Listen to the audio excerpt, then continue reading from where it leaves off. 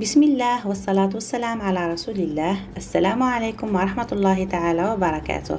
صباح الخير عليكم البنات، وش راكم؟ ان شاء الله تكونوا كامل بخير وعلى خير. في الفيديو تاع اليوم جبت لكم تشكيلة هايلة من قنادر القطيفة كما وعدتكم في الفيديوهات السابقة. ان شاء الله ينالوا اعجابكم، ومازال راح نحط لكم دي موديل هايلين فيما يخص قنادر القطيفة او مجال الخياطة بصفة عامة كما عودتكم مع زوايا من بيتي. تابعوا الفيديو للأخير، مازال كاين دي موديل ملاح، واللي مازال ما اشتركتش في القناة تشرفنا باشتراكها وتفعل الجرس ليصلها كل ما هو جديد.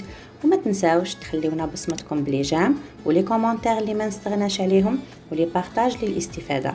وما تنساوش ايضا تشتركوا في صفحة الفيسبوك بنفس اسم القناة زوايا من بيتي.